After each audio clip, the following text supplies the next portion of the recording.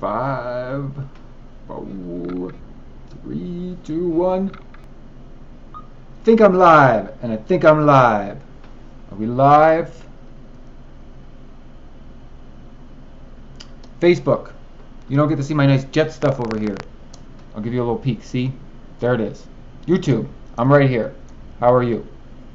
We are live today. A few minutes late because they are putting in new carpets in this building, and I don't want to be too noisy about the whole damn thing. But I'm Dan Salem, talking New York Jets football. It is the final week of the preseason. I am live on YouTube, BuzzChomp, YouTube.com/BuzzChomp. That is 2 Z's like the buzzing of the bee. And I'm live on Facebook on @TheDanSalem, my fan page. @TheDanSalem on Twitter. So shoot me your questions, your comments, your concerns about the Jets. Okay, the carpet's in almost. So if it's a little noisy, I apologize, but it's almost here. I waited long enough. We are live. I'm talking New York Jets football. We are preseason week 4. The regular season starts in almost just a week and a half for the Jets because they play on Sunday. Okay. Without further ado, I like to begin every week with thoughts on last week's game. Last week's game for the New York Jets was the MetLife Bowl versus the New York Giants. Like the week before, the Jets lost in the final seconds. It was a 21-20 defeat. But who gives a crap about the victory or the defeat because it was the preseason and the final scores do not matter. Really all that matters is how the starters looked. And honestly, didn't really get to see enough of them to judge. But if I was going to make an assessment, the defense looked awesome. Shut down the Giants. Darrelle Revis, another interception. Oof, it's 2 in the preseason. That is good stuff. Oh, I'm going to hit this tweet button because I'm live now. And it'd be nice to notify the world that Dan is live. Live now, talking at New York Jets football. Don't you like that I am narrating to you my tweet? Because that is very interesting live television. Tweet narration. No, I'm not swearing. But I could, but I'm not going to. Because why would I swear? That's just not fun. I'm host, so I will say that. And then this is via BuzzChomp, and then I will retweet it.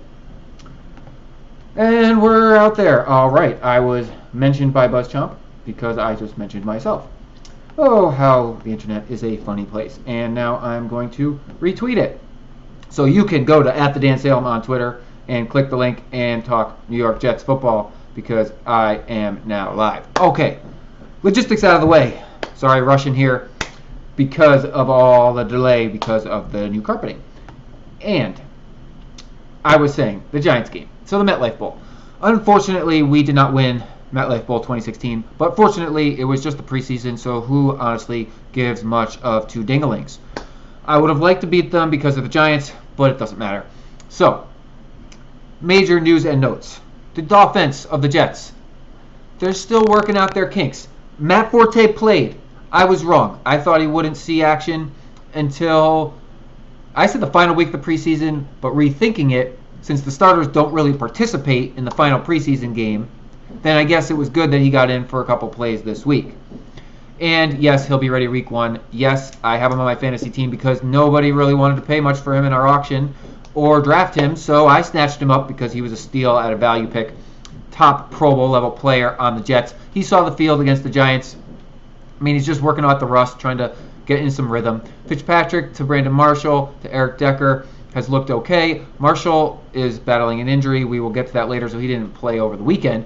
But they've looked okay during the preseason thus far. And you know what? It's just the preseason. Don't push it. No one's really going for the full tackle. No one's going for the extra yard. You don't want to get hurt. You don't want to end up like Mr. Tony Romo, RIP for 2 months at least. We'll talk about that later too. Because, oh, yes, that has a major major impact.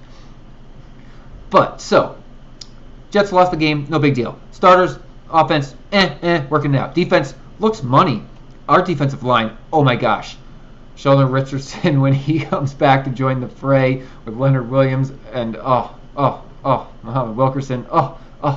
It's just good stuff. This is a great unit. I am very, very excited for this defense this year. The linebackers, we got some young guys. Unfortunately, an injury to one of our mainstays, the leader of the defensive. We will talk about that in the injury section coming up in my live broadcast here. But overall, the defense looks stellar. Darrelle Revis is back on his game. He's going to shut down anyone and everyone. Can't wait for him to shut down A.J. Green week 1 against the Bengals. Other big takeaway from the game, Christian Hackenberg saw the field. Again, pleasantly surprised. I honestly thought that he might not see the field until the final preseason game, but they got him in there for a few series. It's good. He needs to, earn his lumps. That's like the football term, right? Because we're men and we get bruised up. He needs to earn his lumps as a Jet on the field of play. He threw a touchdown. Yes, very, very nice. He threw a touchdown. Yeah, he had a bad interception at the very end of the game, which is why we lost, because he was at the 5-yard line of our own team. Threw it to the Giants. They picked it off and subsequently scored to win. But it's the preseason. Get those interceptions out of the way. I saw an article the other day that was hypothesizing whether he was already a bust because as a second-round pick, he has barely seen the field and he's not shown much growth. This is ridiculous, okay? You draft guys to develop them into quality star talent players, okay? He wasn't a first-round pick, so no one expects him to step on and shine. If he was going to step on at the very beginning and look incredible, he would have been a top 10 quarterback, not a second-round quarterback. I mean, I think that's obvious, right? All right. I'm going to hold my thought for a second as Facebook, there we go. We're Facebook reconnected. It seems to like to spool. Maybe it's got a 5-minute buffer window. We're figuring it out. So, he was a second-round pick. He has great potential, great athletic ability and arm strength, and all of the intangibles from the physical side. He's got to learn the NFL game. He's got to work on his mental side. He's got to work on his timing, his confidence. I've heard that they're working on his footwork. Those are great things to work on because they're all fixable. It's what a great quarterback coach can instill in his player, and Chan Gailey is a great quarterback coach as our offensive coordinator. So, he's learning from Fitzpatrick, a great quarterback, lots of veteran smarts and knowledge to impart upon the young rookie. What do you want from the kid? Okay? Why are we going to rush him in there? The Jets needed to figure out who their number 2 is. That's between Petty and Smith, not Hackenberg. So they're not really going to play him much in the preseason because they need to give the reps to the other 2 guys that are fighting for the second spot on the roster. Hackenberg's slotted in at number 3 or 4, depending on how many quarterbacks the Jets pick, because they're developing him. Maybe he'll start next season. That would be the goal. But honestly, if it's a 2-3 year project and he turns into a great player, who the hell cares how long it took? Aaron Rodgers barely saw the field until Brett Favre went to another team. That was 5 years. It is not uncommon for great quarterbacks to take some time to develop. It's also not uncommon for them to come right in and be great, but there's the whole gambit of possibility here. There's no freaking way this dude's a bust, okay? Until he plays half a season as a starting quarterback, we will have no idea how he pans out. Case closed. Great that he saw the field. Great that he threw an interception. Great that he threw a touchdown. And great that he is in our uniform and seeing the field because he's going to see the field in the 4th preseason game and he's not going to see the field for the rest of the season, barring crazy unforeseen circumstances, for good or for bad. Which brings me to our second topic for the day. Surprises, injuries, headlines. I was surprised that Hackenberg already saw the field, but I was pleasantly surprised because he should. He needs as many reps as he can get them now because he's not going to get them in the regular season, barely at all. I was also surprised to hear that the Jets are likely keeping 4 quarterbacks. Okay, so I get the logic, but I also know all the numbers. Teams that hold 4 quarterbacks, they don't pan out so well. And honestly, having that extra guy around only holds back that rookie because he doesn't get the reps in practice. So, the Jets have Fitzpatrick at number 1. The Jets have Hackenberg at number 4. In the middle, you got Geno and Bryce Petty fighting for the 2 and 3 spots, or the 2 spot because Hackenberg's the 3. News broke before I went live that Coach Todd Bowles made a statement. Geno Smith will not play in the final preseason game, which means either they're trading him, which doesn't seem likely, But more likely, he's locked in the number 2 spot, and they don't want to risk injury because he is the backup. So, Gino won the number 2 spot. Petty's playing for his job. Unless he blows the pants off of things, he's probably getting cut. Because the Jets cut down to 75 today. They got to cut all the way down to 53 on Saturday, and everything about Thursday's game is going to determine who stays and who goes. But a caveat, I actually think Petty's going to play excellent. He played excellent 2 games ago. And the Eagles, they have a decent defense, but I mean, this is going to be against the backup. So Petty's going to play excellent. There are several teams out there that need extra quarterback depth. The Cowboys need depth. And unfortunately, the Vikings also need depth now with news that their quarterback, Teddy Bridgewater, is out with an undisclosed knee injury. Didn't sound good. Carted him off. Took him to the hospital. They just closed practice after 20 minutes, and everyone was crying. I'm sorry, Vikings fans. That is bad, bad news. So, they need a new quarterback also. Petty could be a solid backup for another team. The Jets don't need 2 number 2 quarterbacks. They only need 1. And if Gino's their number 2, Petty is a great trade chip. I mean, they could keep him around, but I don't see it. So hopefully they can get something for him because he plays his ass off, earns himself a job on another team that the Jets trade him to. And then we get somebody back in return, like maybe a running back or some linebacker depth would be nice. Which brings me now to the injuries. Okay. We've got 2 injuries to note. There's multiple injuries, obviously, but 2 main ones. David Harris has a shoulder injury. It's been said it's just a bruise. Okay, it's a bruise. That he'll be ready for week 1. I believe it. I believe he'll be ready. But the bruise is bad because as a linebacker, you were just smashing the crap out of everybody and anybody every single play. Bruises can take a long time to heal, so that's going to be a nagging injury. He's going to have to get a cortisone shot or something for the pain, and that bruise could just get bigger and bigger and bigger and welt up. Or they pad it with like a lot of cushion, and then it's okay. But it's in his shoulder, and I mean, you lead with your shoulder when you tackle.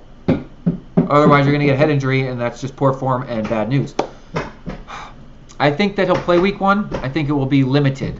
That if our rookies, like Malden's a second-year guy, but if Darren Lee and Malden, as a rookie and sophomore, can really show some good form here in the final game, I assume that Darren Lee's going to get a good action. I don't know if Malden will get the action, but Darren Lee probably will. Instead of just being a one-time switcher-in guy, he might see a lot more time in the first week of the game to let David Harris fully rest his shoulder.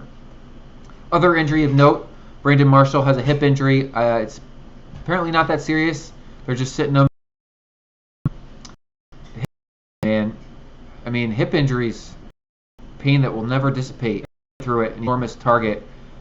And yes, we have a lot of great wide receiver depth on the team, but Brandon Marshall is the man. We need him week 1 to beat Cincinnati. So hopefully the hip injury is as minor as they are saying. Not showing their cards. I commend them for it. Game, so that headline has been dismissed. I liked Cimini's breakdown on ESPN of the potential fallout if he did show up and play all that up. He probably read the article and said, oh, we don't need this mess of headlines heading into the first week of the season.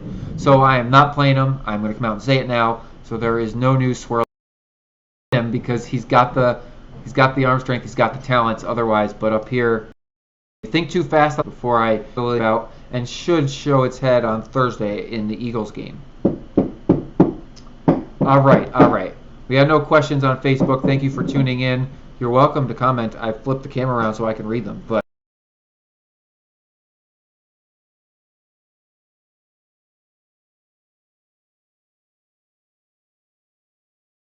if you got no questions, you got no questions. Over on YouTube, nothing in the chat right now. All right, thank you. Well, that means I'm doing my job because I'm explaining myself thoroughly.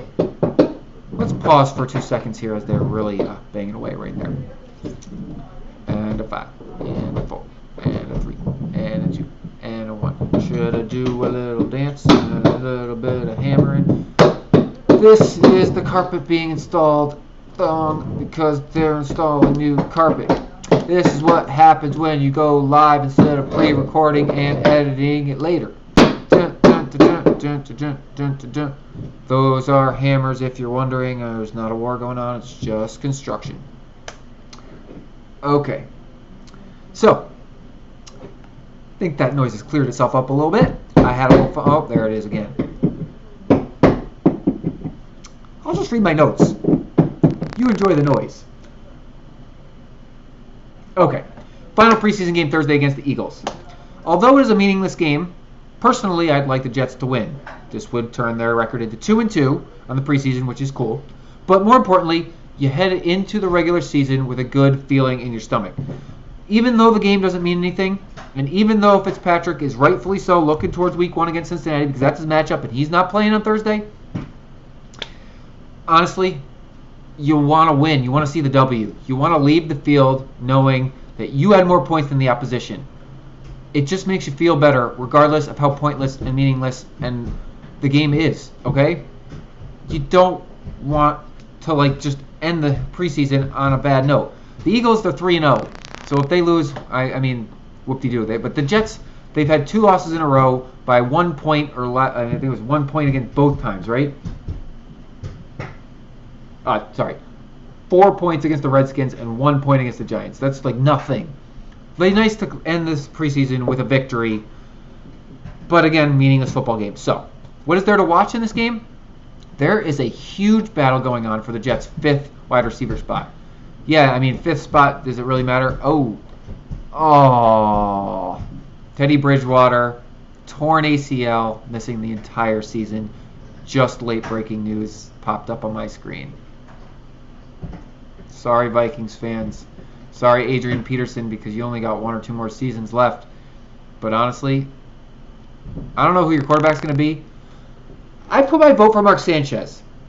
He lost the job in Denver, and the reports are that they may have cut him. You think maybe the Vikings are going to trade for him now? Yeah, I think they might. They might trade for him. They might be calling about trading for Geno Smith or Bryce Petty because they don't have a lot of depth over there, and they just lost their 3rd-year quarterback for the entire season to a torn ACL. He dropped back to pass and crumpled to the ground after 20 minutes of practice. Really sad. Glad it's not happening to our team, but really sad nonetheless. Okay, back to my excitement for the final preseason game because there's got to be something, right? A battle for the 5th wide receiver spot in the Jets. Now, granted, they're going to keep all of them. They got 7 guys. They're going to keep all 7. But there's 3 players competing for that 5th spot that's really going to see action. 7th-round draft pick, Sharon Peak, and undrafted Jalen Marshall and undrafted Robbie Anderson. Now, Peak has shown a lot of great stuff in practice. Jalen Marshall had 1 tremendous preseason game, and then Robbie Anderson has had 2 tremendous preseason games. He got the touchdown pass from Hackenberg last Saturday, I believe, against the Giants, and he's just been putting up the numbers. And he's looked great doing it. So, the thing is, they all aren't going to see the field consistently. But is Peak, Marshall, or Anderson, which one's going to win that job, okay? One of them's going to win it. And they're what to watch for, okay? Petty's going to be thrown to him. Hackenberg's going to be thrown to him. These are 3 receivers on the field on Thursday against the Eagles that could all be starters for the Jets within a season or 2. I mean, Brandon Marshall is going to retire. Eric Decker's going to retire. And we got 3 receivers, none of them named Devin Smith, who is currently on the PUP list, returning mid-season, that can all this team, who has the most potential in the special teams game. But I really like Peak, and Anderson's just been playing his butt off to win a roster spot. These guys are all going to stay on the team at least until Devin Smith returns, maybe even through the whole year, because why give up talent? This is excellent that you found these guys outside of the draft, basically. 7th round and outside of the draft. That is unheard of, and they're all making waves. This is great. Okay, so I'm not going to stretch this forever. It's been a great little live stream here, and it's just the preseason. Week 1 next week, lots to talk about before the game against the Bengals. But I'm not skipping ahead. We got the Eagles on Thursday night. We got another week of practice, another week to review this team. So, fantasy impact. Last news and notes before we turn ourselves in for the night. Fantasy impact of the Jets. Well, Tony Romo, gone for at least 2 months. Teddy Bridgewater, gone for probably the entire season. Maybe longer. That just raises Ryan Fitzpatrick's stock immensely, okay? He had a career year last year. He may not reach quite that level this season, but he's going to get a lot of yards and a lot of touchdowns as a Jets quarterback. With Matt Forte out of the backfield, he's going to throw it even more this year. I think that he's going to get his interceptions down as having a full year of experience in Gailey's offense and a full year of experience with the New York team as a Jet. The interceptions drop. He maintains his yards and touchdowns. His value just shot through the roof with both of those guys out of the picture. I mean, he was drafted in my league. Otherwise, I would have snatched him up off the waiver wire because I had Tony Romo. I lost Tony Romo. Raises his value, and consequently, if his value goes up, that means Decker and Marshall, their value goes up also. Finally, Forte. It was questionable how productive he may be, correct? Well, he saw action last week, which means he's rearing to go. He's fully healthy. No questions here. Why are you going to doubt him? Chris Ivory put up big numbers last year and the year before as the Jets running back. Forte, with added catching ability of the pass, even more valuable. Grab him. He's being undervalued. Grab him while you still can, okay? Any final questions on the Facebook? Any final questions on the YouTube? All right, well, perhaps you'll enjoy the preseason game against the Eagles on Thursday, or perhaps you'll just go watch reruns of Jets games from seasons past until week 1 against Cincinnati on Sunday. I believe it's the 10th. Is that my math correct? It will be the 11th. Sunday the 11th. I'll be back next Tuesday, 5 p.m. Pacific, on BuzzChomp on YouTube, at the Dan Salem on Facebook. Find me at the Dan Salem on Twitter. If you want to join BuzzChomp on Twitter, there are just 3 Z's in the word Buzz because someone else has the original name. 5 p.m. Pacific time every Tuesday. I'm talking New York Jets football. I'll be doing all season long after the week's games end because there is always Monday Night Football, so I'm going on Tuesdays. Thank you guys for joining me. We will be back next week to preview the matchup with Cincinnati, make some final predictions for the season, and start our fantasy lineups because we are going to have to get those set by Wednesday. Thursday, I guess, if you're running late, but I like to do mine by Wednesday. All right, peace and peace. We are done on the live stream for today.